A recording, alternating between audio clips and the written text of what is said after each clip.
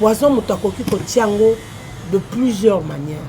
Mususu akoki tiango na elamba pompe ngo na elamba nao. Tango yo lati otoki nzoto ne ko en contact na elamba et koti eza na ba façon ebele. Na lobi na libele na sens nini eza loko yo zo soupçonner te. Moi c'est à pakoli na libele mais a na émission. Yi avandi au frère pour tokate. Pour ça toki ba port au fungwama et kota. Avandi au frère penza. Bino bo bandika ko flirter a salika musane a melisa. C'est yo melio tikali na ngoti. On y babiloko so tozolo bango parce que to vandi mingi to tiki mabe et progresser makasi. Comment na bande koko kufa lokola mange kwei na tongo mange kwei na pokwa ça craint. Et so tozo pesa ba signe o eza pona ko aider bino bande ko bozana bandako. Mais mususu pe okyo sale la feuille, okyo sale la pe mai. Et pesi signe te. Mais jour kake ko beta yo au hôpital na jour wa nozo kende. Ils ont dépendre. Pour ba poison mususu ba okyo tiela yo malembe batela ko on a combien de sortes de poison bien que on continue. Eza ebele. Mususu ko kyo za net ya mai, mususu ko kyo za la ya pommade, mususu ko kyo za ya poudre, mususu ba ko kyo pompele oneti to pompa insecticide. Avant to kende na ba test eza na ba biloko yo nzoto e récent et rejetaka okoki ko lie loko moko boye ya mukie kaka mbala moko libumweleki oke toilette okoki pe ko mela eloko moko mbala mo mutu ebeti yo esali yo mo vertige ba organisme na soki eza ya makasi ba anticorps no eza ya makasi ezo rejeter eloko mbala moko. Alors yo tango moni boye kolobateka biloko on dirait balambi bien on dirait pola on dirait beba non na batant auto komi soko remarquer ba biloko bongo kene mama hôpital poison ekoki kokomisa mutu na problème ya rein soki eko s'attaquer maman na eloko ezaki disponible pour na eso ya lati yango kaka comme le problème à rein ba comment salo ba dialyse. Oui, et quand tu mola et accélérer le comment tant soit zaki na mois de début un cancer. Et le fait que l'anticorps est koufi, cancer est progressé. Vous êtes sur Top Media TV. Voilà, Mbote Bandeko Balandi, émission la maturité spirituelle. La maturité spirituelle, vous savez tous que c'est une émission où il est Kabongo, Nangambu, ya Top Media Télévision. Mais vous allez comprendre aujourd'hui, moi je ne serai pas seul na Katia Plateau, on a Rosalana, confrère Nanga, Yves Pan, le directeur des infos. Le patron, il y a Super Promo 243, Boni et Salaga Moussala, il y a Malamu. Aujourd'hui, Togoyambela Bino, Moko, il y a Batritaka, Bandeko Nabiso, Moko, il y a Oba Memaka, Solution, Nabandaku, Naba Santé, Naba Vie, Batu Ebele, na Kombo, il y a Mama Kati, Obino, Godingaka, Mingi. Affaire poison.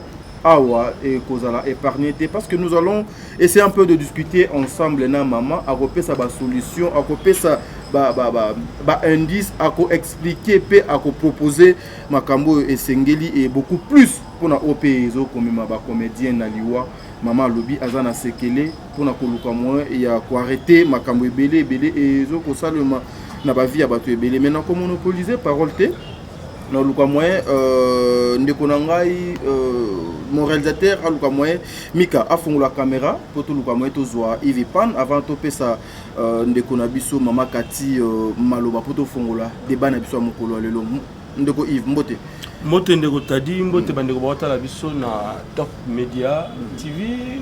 Merci sous na bandeko ya Super Promo 243 comme d'habitude. Tous arana mama Kati Munga donc centre kitoko la nation puissante et sur biso plus dans la maladie na biso et surtout plus miko na d'autres pelanae parce que meli tanga bio directement comme si li passi et mori depuis li conjugal et bongi. Alors les autres sur la piste na etali bongo poison. Tout le monde a poison de régner et comme fléau oyo nous ça mabé surtout plus dans le monde il y a artistes ils ont même ils ont ravagé. Alors le lot baito sur la Italie poison ndeko ki ma poison ndenge royebake aux na poison mama Kati bonjour et puis tu dit ngala pas mal bombo kayo donc c'est biso d'habitude nous. Merci voilà et c'est comme ça que nous allons commencer notre émission na maman Kati to koluka moto fongola awa boko yeba yo peut-être répé dans Canada et ça la caillou yo peut-être répé si même déjà dans l'hôpital oye bakate o comprendre kate lelo mama Kati akobimisa ba 4 vérités nyonso awa mama Kati mbote mbote mingi papa t'a dit mbote na super promo 243 ouais commanda oui et mbote na bande ko balandi nyonso o bakolanda biso lelo kombo na ngai maman Kati Munga nazali naturothérapeute. Nazali ko soigner certaines maladies au moyen de plantes naturelles. Nazali bongo na commune ya Ngaliema, na quartier Kinsuka Pêcheur, sur l'avenue Maïndombe numéro 99. Kuna nazo travailler tout le jour, sauf le samedi et les dimanches. Naza disponible de 6h à 9h30. Consultation 15 000 francs congolais pour tout le monde d'ici ou d'ailleurs. Deuxième bureau nanga ezali bongo na commune ya Kalamu, na quartier Matonge, na avenue Ikelemba numéro A9. Kuna pe nazali ko travailler tout le jour, sauf le samedi et les dimanches. Consultation 15 000 francs congolais. Nazali disponible de 12h à 14h30. Et na sengi na bino ba s'abonner massivement na chaîne YouTube nanga na kombo ya Nation Puissante Télévision. Numéro de contact nanga ezali plus 243 82 20 000 12 à la fin. Merci beaucoup. Voilà, merci Mama Kati. Nakanisi bandeko balandi wana bongo ezalaki présentation ya Mama Nabiso o tokozala na ye awa. Aujourd'hui togoluka to solola oyo le directeur des infos il pas na utu koloba o etali makambu ya poison. Mama Kati mutu akoki ko comprendre nanu ndenge nini ke nde naza awa. Nazali na poison na nzoto ba effet nini o mutu akoki oyo ekoki kotinda ye vite fait ameka kokanisa ete nzoto nde no sentir les lisusu yangate na koki kozala na poison. En tout cas eza mutu na moko très capital. Okay. Avant to kende na ba test eza na ba biloko yo nzoto e récent et rejetaka. Okoki kolie eloko moko boye ya mukie kaka mbala moko libumweleki oke toilette. Okay. Okoki pe komela eloko moko mbala mo mutu ebeti yo esali yo mwa vertige. Ba organisme na soki eza ya makasi ba anticorps no eza ya makasi ezo rejeter eloko mbala moko. Alors yo tango moni boye koloba teka biloko on dirait balambi on bien terre on dirait pola on dirait beba non na ba temps auto komi soko remarquer ba biloko bongo kene mama hôpital. Okay. Soki o moni ke te na okende hôpital te sala test. Parce que poison eza ko égorger ba symptômes ebele. Sikoyo ezo dépendre na poison nini batieli yo. Okay. Puissance nango eza nini. Okay. Et puis réaction par rapport à ba anticorps na yo eza nini. Okay. Ba premier signe ezali insomnie. Okay. Ozolala pongi ezosila te. Ou soit pongi ezoyate. Oza na difficulté ya kolala. Okay. Mutu ezosala yo pasi. Okay. Okomi na ba trou de mémoire. Olobaki likambo mais ozo se rappeler isusu te. Okomi na ba oubli, ba vertige, vision floue. Ezali ba signe ya poison. Okay. En dehors de ça, kosu soko kosoli na papier na yo boye. Okosoli il faut talango. Mususu ebimisaka ba boule moko ya noir ya mike hein, tu fais pas attention ya mike ya noir. So il pesa ya noir te ya rouge. Okay. Makila. Okay. En dehors de ça, ozoyoka gorge sèche. Okay. Ozaka tendance à omeli mai mais mungongo ezo kauka kaka. Et puis reproduction à salive ezate. Monoko eza sec. Soye ezate. Okomi na dégoût ozoyoka goût ya biloko te. Ozoyoka appétit te. Tu es tout le temps fatigué. Ba articulation ezosala yo passe. Eza ba signe. Mususu omona komo sanza, mususu komo sala ba diarrhée, ezali ba signe. Kozela te okokisa ba signe nazotanga. Nazopesa yo kaka ba signe po yeba ndenge nini ekoki kosalela. Mais quand tu vois 3-4 signes de ce que j'ai dit, va à l'hôpital ou se faire consulter. En dehors de ça, misusu pe akoki présenter ba signe ote. Mais ozokonda kaka. Ozolala bien te, ozokonda santé na ezoyebana te. Mususu omona apparition ya tache moko quelque part na nzoto. La plupart ebima na ba coude. batache ya ndenge nini ya noir Yves tomitalela pe batache yango ezalaka ndenge nini na makati omoni mutu soki aziki na faire omoni nde esalaka neti ongengi noir wana voilà sikoyo oremarke yango na coude. Ça dépend. Pas nécessairement la coude. Musu pe ko bima na libumu. Musu pe ko bima na cuisse. Musu pe ko bima na ba genou. Voilà. Musu so na pomme de main na yo et comme noir. Bonita la rappel to so la boye. Et regardez là-bas. Ah oui hein, il faut toujours. Te ya eza mwindo par rapport à couleur à peau. Mais mwindo nango pendo omona molili. Moi ndi wachaka ko. Couleur ya famille hein. Et puis au monde on a ba plante de pieds na yo pe et comme mwindo. Mususu po au monde na ba lèvres et comme mwindo. Misu na sko comme pâle. Amoni moi si soka utu ko bota to moi si alongoli zemi. Ndenge comme un pâle misu na et comme bon. Ezali ba signe o eza ko englober poison. Ba tout passe moko boye o mela kisi zo kitate fièvre à tout moment ozo sala ka ba fièvre ozo sala fièvre libumu moto ba moto le libumu typhoïde te ba moto ya hémorroïde te ça différent moto vraiment na niveau ya ombril oza bien te neto lala neto vanda neto te ba signe o na tangi wana eza yango. Si on est ni okoki komisa la dépistage sans que kende hôpital. Il y a deux volets.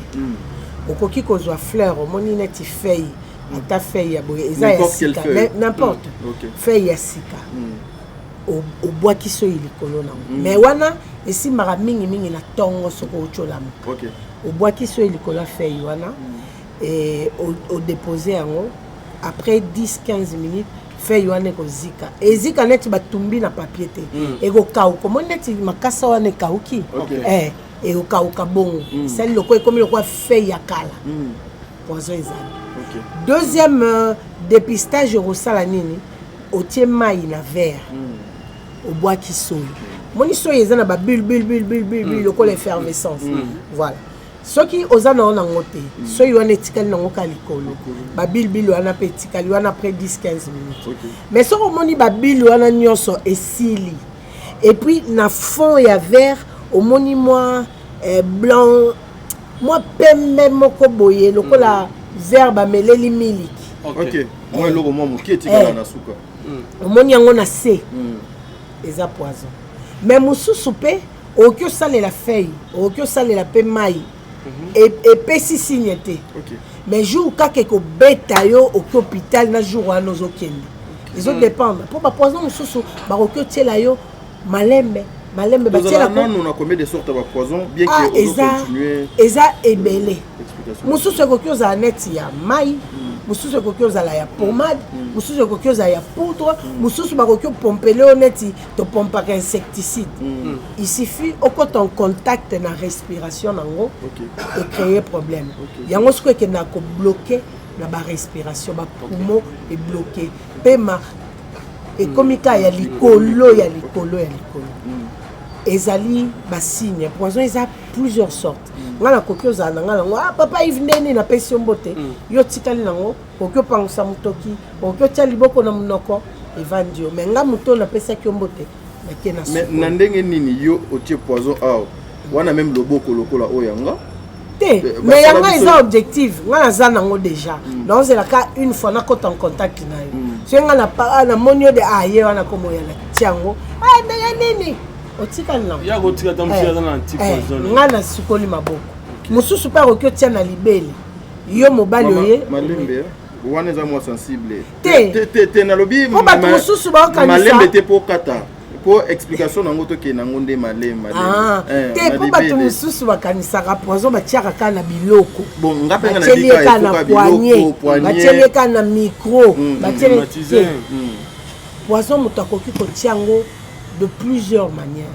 mususu akoki tiango na elamba pompe yango na elamba nao ntango yo olati otoki nzoto ne koti en contact na elamba ekoti yo eza na façon ebele nalobi na libele na sens nini eza loko yo zo soupçonner te moi c'est à pakoli na libele mais aye na émission ye avandi au frère po tokate pour so toki ba port efungwama ekota avandi au frère penza bino bobandika ko flirter asalika musana amelisa so yo meli otikali na ngoti ye na moi na mela mai tona apangusi tona lingette à longoli mais maman Katitoke Malembe parce que ce sont des éléments ils sont trop sensibles et que beaucoup de personnes baluka moyen bazo à part na bango mokolo alelo libele na yebiete ezalaka na contact direct na kati na biso parce que musuni na ezalaka un peu na mo bokiseni na o eza awa ezaka partie moko ezaka trop sensible boni mutu akozwa poison apakoli awa na libele le temps où il y a fanditi mobali ya amela libele wana ye moko dozu yango teme muto batieli azu oui eza mutu na moko ya bien moni babiloko so tozolo bango parce que to vandi mingi to tiki mabe et progresser makasi komona bandeko kokufa lokola mange kwei na tongo mange kwei na pokwa ça craint et soki tozopesa basigne oyo eza mpona koyede bino bandeko boza na bandako ata biso moko ça nous aide parce que ezopesa biso matière à réfléchir ezotinda biso esu tokende kotanga est-ce que eloko oyo ezalaka boye oki esu kotanga obakisi en plus mpo moto ayebaka nyonso te toyekolaka toujours sikoyo moto akoki otia na libele aza na ye na nti eloko sikoyo nde na obunda makasi nzambe asunganga na baformi nde nazomekameka na bimisa anti parce que ko soigner c'est bien mais mutoyo aza déjà averti kaka ndenge bible lobaka l'homme averti en vaut deux moni ekoki ko épargner pe ba dégâts mususu bato mususu balobaka te bakata yango ya banzoloko mususu ngasiko babiloko banzoloko na yebi yango te soki ezo simba te jusque là parce que oyo lokuta nango kaka te o il faut bakata nga ba pratique ya okata na c'est pas biblique. Moi je ne fais pas. Nga na lingi ka kisio na pesio o meli to olie esili na lingi te o yakana kata sona ke simba ven. Et comme ils sont et puis babiloko ya ko kata na banzoloko biso nyonso to ba tradit praticien mais wane comme na niveau ya spiritualité élevé. Moi je suis tradit praticien mais dans les seigneurs. Donc c'est ça la différence. Ceux qui n'ont aucun na kokata njolo côté parce que ils ont ba condition. O kisi nanga ils ont la condition te. Voilà. Ils allaient qui se sombi au mêlé silio te o chaboité o zong saboité babiloko wana ça cache quelque chose derrière. Quelque chose na c'est. Voilà. Ngas qu'on a lié na ba quelque chose à c'était. Ni kanyo c'est na mesa to sisi to katiba le yo keinga pe na kei. Voilà. Yango moni natindi assistant nanga mususu Azer Ndole azana kisangani précisément na chopo pona kotala soki possibilité ezali na ba formule wana nazwa ya normal c'est nazwi ya normal na kozonga isusuka na ba plateau pona koloba ke naza siko na anti mais jusque là je ne peux que traiter soki moto aza nango aye na pesi kisi ameli merci sikoyo ndenge tozali koloba mutu soka tiango na libele aza na anti musu pa koki oza na anti te bapesi ye munitage que okoki dépasser ton boyete et vendre dans nzoto nao parce que ça risque de pénétrer il faut aller offrir risque occasionner mutoki te otokate moni neti ndeko na biso moko Camerounais ou auto kufa na gare ça peut arriver ça va risque c'est que ça la nango ça la nango mais jour on est simbité capsule et panzani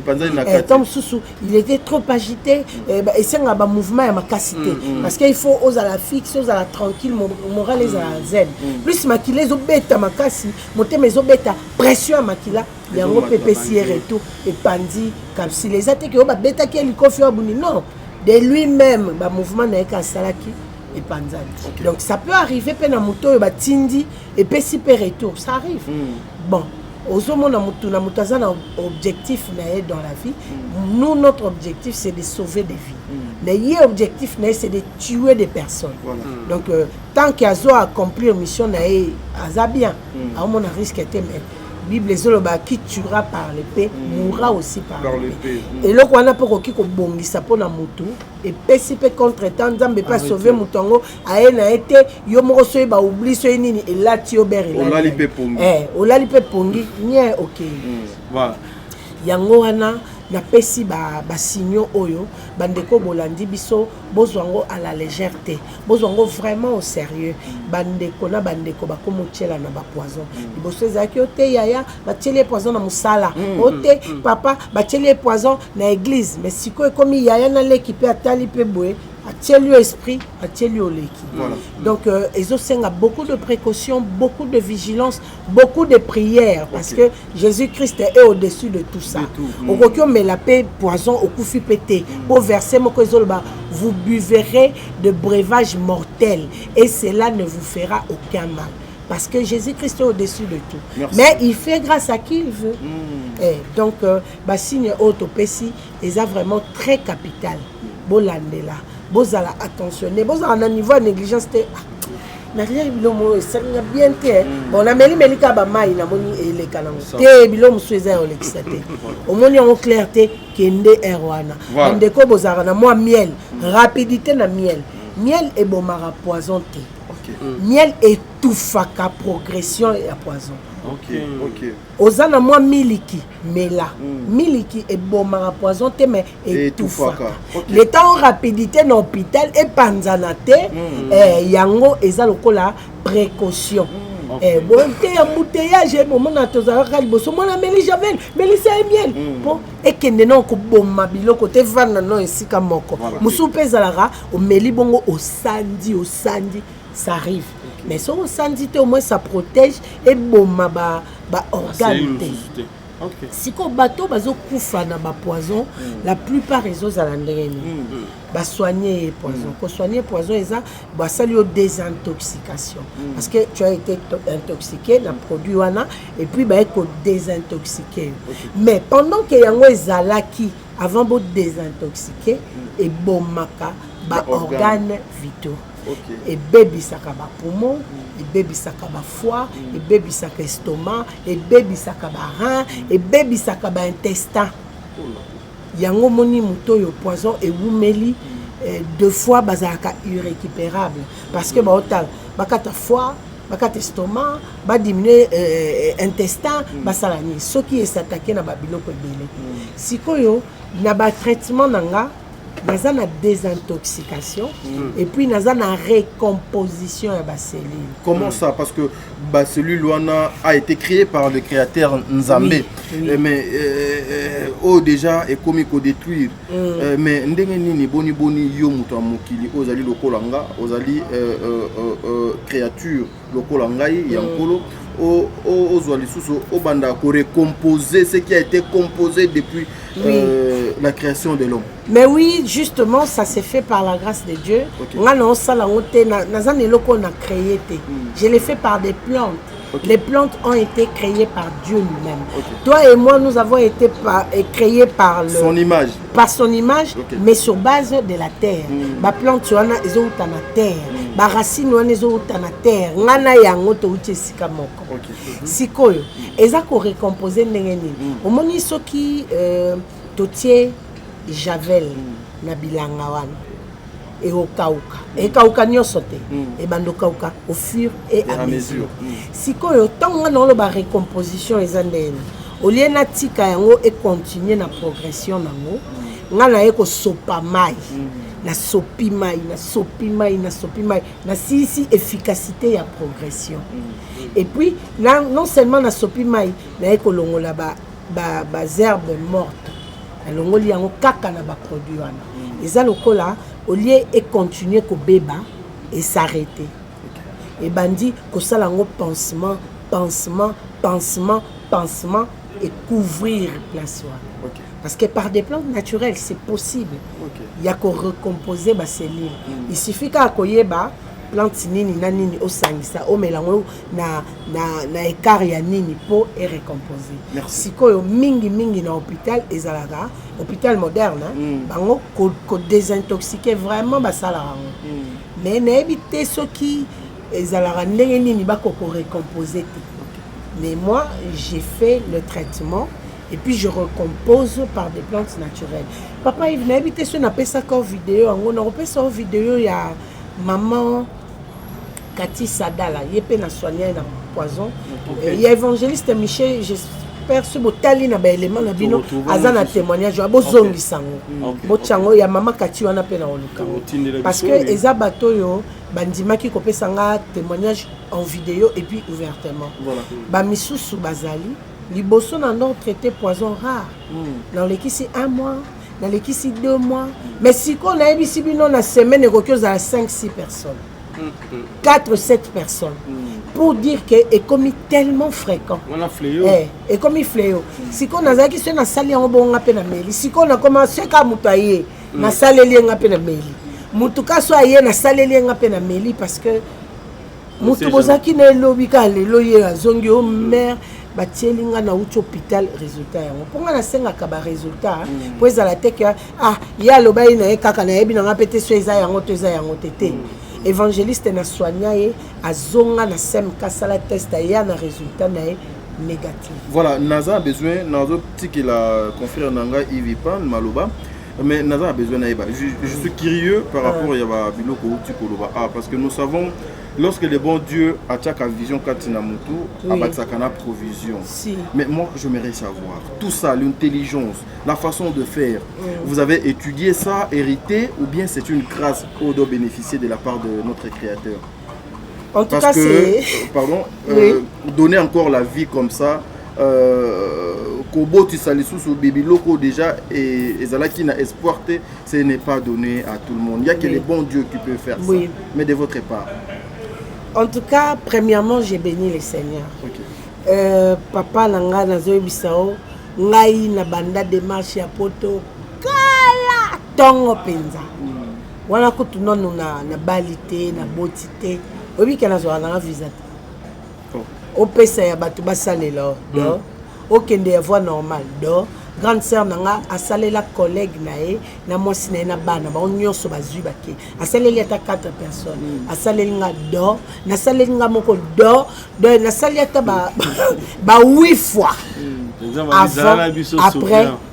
après le mariage et simba et puis musala ono yebisao eza musala mo boye coffret na sala kango kapo na bateau yo na yebi na entourage nanga on a pas mbara mutaye ça yanki ça na bande ko yo kango no soni jeune fille babilo ba koko ba nini na za que ça la monter mais pourtant avec mes tantes bazaki ko lakisanga ba osala boy so ba kyo benda moko pona bango ayebisio o kisi ya mama kingani o kisi ya papa kingani soki aye yebisa amela o tongo midi poko soki aye yebisa amela o tongo poko o atongo et wana na ba âge nini ya ba 8-9 ans soki muto aye kozwa kisi tata mwasi azate alobi omela o tongo midi poko yo mwa mukebo ye moka zapi ngabia zate tika kinga pesa te no ya lobi donc atala mwa muke apesanga prescription abosana azongi lobi tango ya tata mwasi ozwa kisi te ona kuteka mwa nona muke kaka ndenga ebisio ndenge na ebisaki ndebo donc le fait que na sali yango mingi mo pe bango ba osala te ebisio zo osangisa zo ochabwe sabwe ningisa oyo kisi ya maladie boy so mama na pesa ele batongola tous les jours asa le fait ya ko sala ngo très souvent etikali sans le vouloir mais nae ko kota na makambo yo ba 2015 tant musala est compliqué au sala bo simbité au kende entreprise au ba condition soit tu commande à loge soit opération canapé matin na bâche donc quand même compliqué na bien na ça non en attendant après na oyeba maramusus depuis na kota ki en attendant na tilelo et j'ai compris par là que Dieu m'avait appelé pour autre chose. Ngane na ndole kisanga temps. Parce que babiloko non sala na bandaki ko sala ngo déjà na ekotanga nde après. Kotanga ezaka pona ko pesa mo forme ne loko za nango tu peux soit ya moni moi brevet amoni moi outaki kotanga quelque part ngai de profession naza informaticien de formation naza analyste programmeur donc étiquette na nga babilo na nga mona sala mais ba kotanga ba plante ba nini na kotanga ngo après mais nazaka déjà ko sala mais kotanga na pesali bien parce que et multiplier gamme nanga ce qui n'a commis en mesure ya kosala boye na boye pour na zupeta ya kotanga mais je dois reconnaître que c'est un don de Dieu que j'avais en moi et que na tivaki yango na noté tant au moment nango yé loko les alaki don yango nzamba baki Cisco provision et ça dit que la plupart des personnes qui viennent me voir en tout cas à 88% ils sont contents par rapport aux résultats. Merci beaucoup Yves Pan pour tout le moyen Kabwana parce que il y a beaucoup de personnes au P Bazo Zela pour le moyen va occuper place pour notre émission.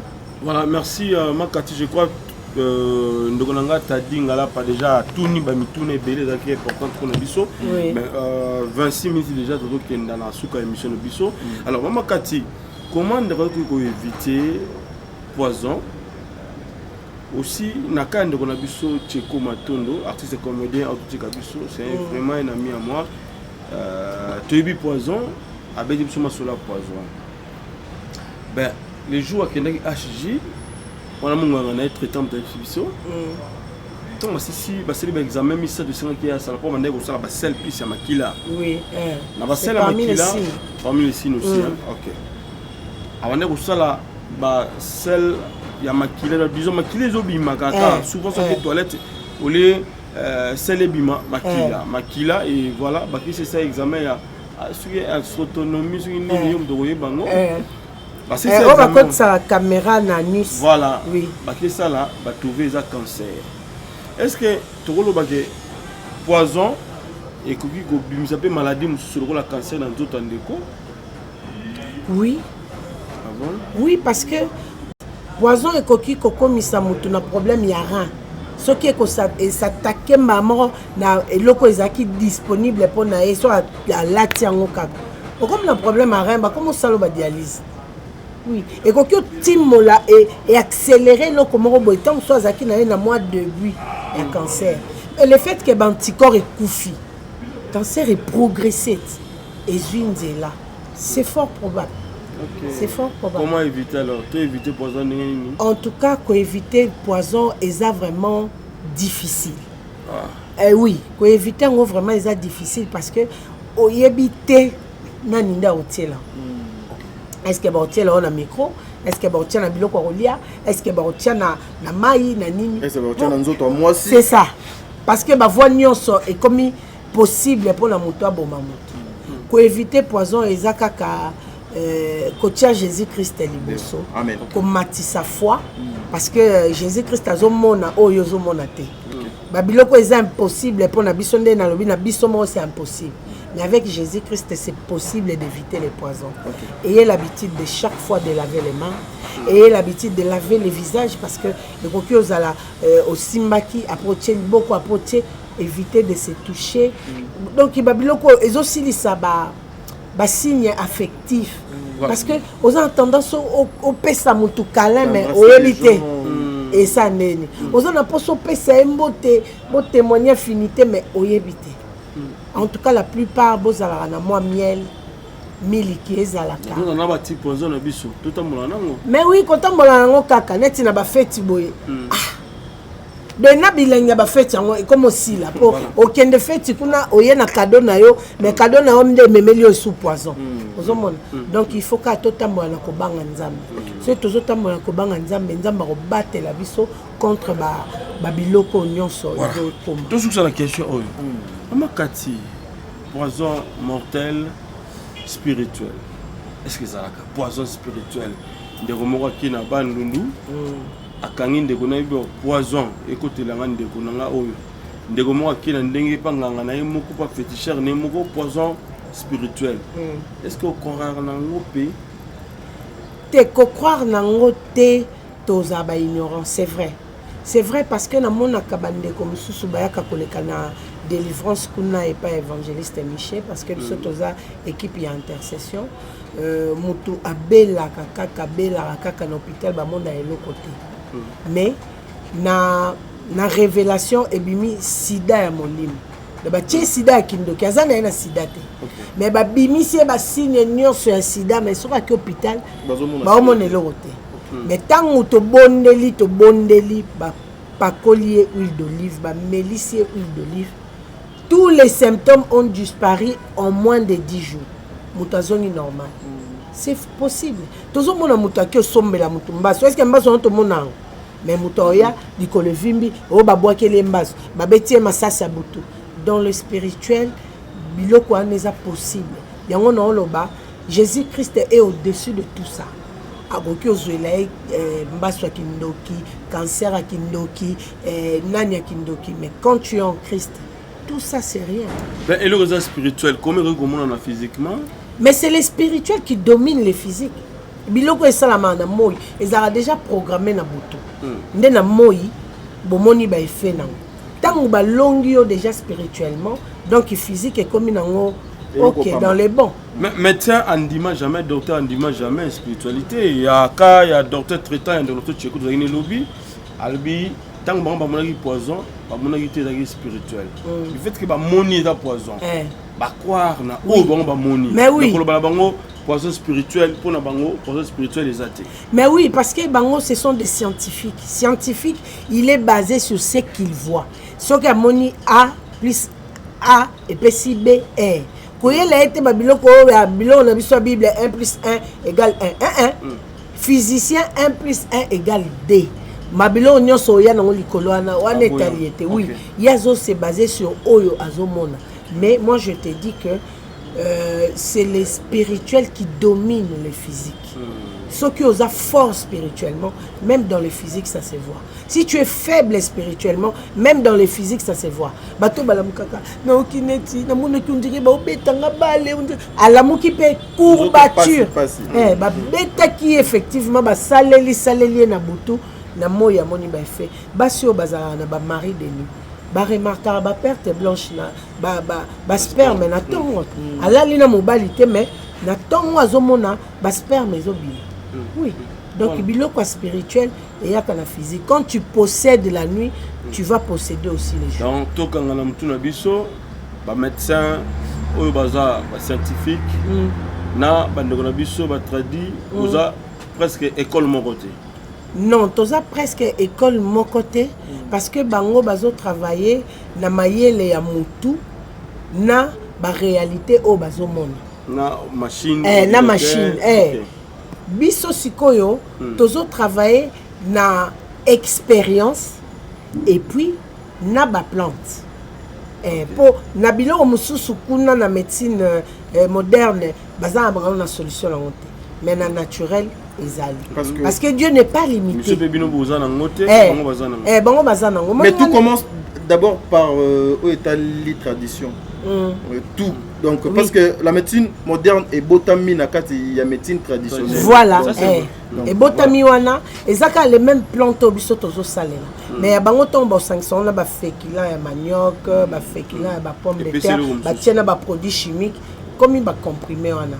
Mais nous peut-être par manque de moyens, net ngai vraiment ko comme sabilo rolanga ba comprimer, je peux le faire. Mais je n'ai pas ces moyens-là. Dans la matérialité, pour calculer, compresser, comprimer, et comme mais j'ai toutes les formules. Ce n'est pas physicien, possibilité, et comme en poudre, et comme à comprimer, et comme à pâte, et zali. Voilà. Mais c'est par faute de moyens que merci maman Kati Tokumina Souka ya émission de Bisso, je crois bien de Bolandi Bisso. Négatolobi à Bossa Angele, parce que ça fait très mal que vous savez. Surtout plus dans l'univers moroka que nous allons poison à tout ça m'a bien cassé maman Kati lilo na bande ko la biso et puis présenter biso ba maladie mususu oyo sunaka à part oya poison et ndeko za na poison ko bosa na te adresse maman pesaki numéros affichés au bengi bo solution pour la poison na bidomé néanmoins mais ma biso déjà na ba kononini oyo big sara na Kati ya nation puissante. Aussi numéro de téléphone, prière, le rôle pose Ali Moga Bassin Nzambe à Moga Congo. C'est parti. Oui, bien aimé, Bino Batubouti Kolanda Bisso, numéro de contact Nanga Ezali plus 243 82 20 000 12 à la fin. Nabandeli plus 243 82 20 000 12. Na lingi Koyebi Sabino na maison chez Kati, tous en mesure ya ko soigner maladie locale la prostate. bandeko bazo souffrir na tension, bandeko bazo souffrir na éjaculation précoce, bandeko bazo souffrir na hémorroïde, bandeko bazo souffrir na ba problème ya kobota, mwasi lokola mobali, trompe boucha, matrice et comme malili, ovaire na hormone ezate, yo oyo règle et katana na maison chez Kati toza na solution.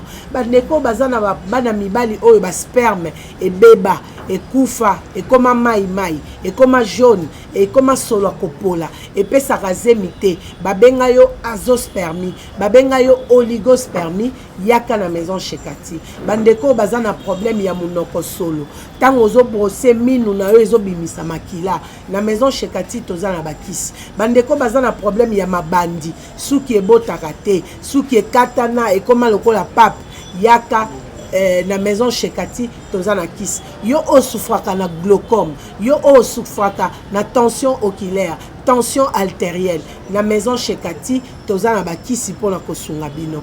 Adresse na ngai nazali na commune ya Ngaliema na quartier Kinsuka Pêcheur, avenue Maïndombe numéro 99. Référence carrière Carré Grèce. Deuxième bureau ezali na commune ya Kalamu na quartier Matonge sur l'avenue Ikelemba numéro A9. Kuna nazali koyamba de 12h à 14h30.